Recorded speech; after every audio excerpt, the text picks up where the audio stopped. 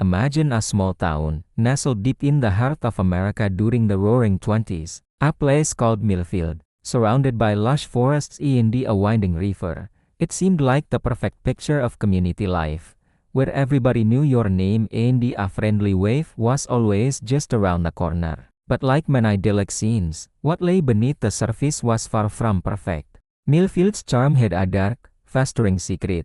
The town's lifeblood was a massive chemical plant built right along the riverbank. It was sold to the people as a beacon of progress, promising jobs, growth, and a bright future for everyone. But the plant's management had a different priority: profit, and they pursued it at any cost. Soon, workers began whispering about strange, acrid smells that hung in the air and the discolored, toxic waste that seeped from the factory, slowly poisoning the fatty river that gave the town its name. The signs of trouble were impossible to ignore. Children started falling ill with mysterious ailments. Livestock in the surrounding farms began dying off, one by one. The water tasted wrong, the air felt heavy. But every time concerns were raised, the company masterfully covered its tracks. They dismissed the complaints, manipulated the data, and reassured everyone that things were under control. Even the government, which was well aware of the unfolding crisis, chose to look the other way. They were afraid of losing the industry's investment, so they became silent partners in the deception. Then came the night that would shatter Millfield's fragile peace forever. On a cold, crisp autumn evening, a deafening explosion ripped through the silence, shaking the entire town to its foundations. The chemical plant had caught fire. A thick, black plume of toxic fumes billowed into the night sky, spreading like a deadly shroud over the sleeping community. People were jolted awake by the blast and the sound of screams. Panic erupted as they scrambled to escape the invisible poison filling their lungs. This wasn't just any building. The plant was a sprawling industrial giant. It housed tens of thousands of gallons of volatile chemicals, which now ignited in a terrifying chain reaction. A monstrous fireball erupted, painting the sky in shades of orange and red, a horrifying spectacle visible for miles around. Desperate residents fled in every direction, running into the darkness of the surrounding forests, clutching their children and pets, trying to outrun the cloud of dust that pursued them. But men weren't so lucky. The emergency response was a catastrophic failure. The few roads leading out of town were instantly gridlocked and then completely blocked by debris and the abandoned cars. The local fire department, brave as they were, was hopelessly outmatched. They didn't have the specialized equipment or training to fight a chemical blaze of this magnitude. In their heroic attempts to control the inferno, many of the first responders became victims themselves, swallowed by the flames and the toxic smoke.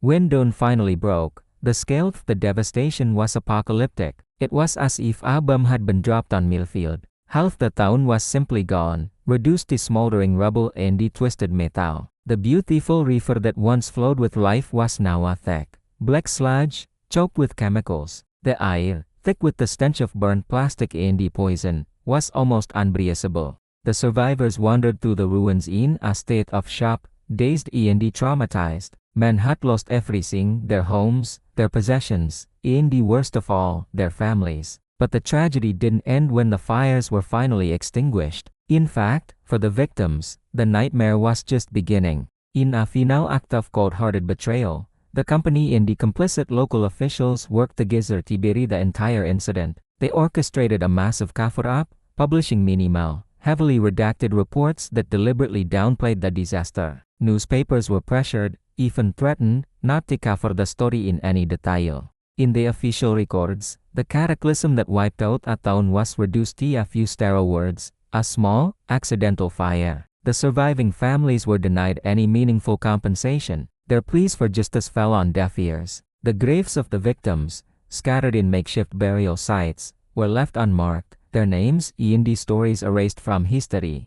Over time, as new people moved into the area, unaware of the ground they were walking on, the terrible story of Millfield faded from memory, becoming little more than a forgotten local legend. Decades passed. The town was partially rebuilt, but the scar remained. Then, years later, a team of dedicated researchers stumbled upon a hidden cache of old government documents. What they found was shocking. The files contained proof of the entire conspiracy: internal memos, suppressed scientific data, and clear evidence that the company had ignored repeated warnings about safety failures. Millfield wasn't just an accident. It was a preventable tragedy, a disaster born from pure, unadulterated greed and negligence. It was a crisis that had been deliberately ignored until it was far too late. Even today, if you visit the area, the legacy of that night lingers. Locals who know the story claim that on certain evenings, when the wind is just right, the river still carries a faint, sickly sweet chemical smell. They say that if you stand near the abandoned, skeletal ruins of the plant site after dark, you can almost hear whispers on the wind, the echoes of a town sorrow. The air feels heavy, dense, as if the grief of those who perished has permanently settled over the land. This is more than just a ghost story or a tale of a town destroyed. It is a chilling account of corporate greed, government negligence, and the terrifying ease with which history can be rewritten by those in power. It serves as a powerful reminder that sometimes, the greatest and most terrible disasters aren't the ones recorded in our textbooks. They are the ones whispered in the memories of those who survived, and held forever in the silent, poisoned earth that swallowed the rest. Thank you for watching. If this story moved you, please consider subscribing for more hidden histories.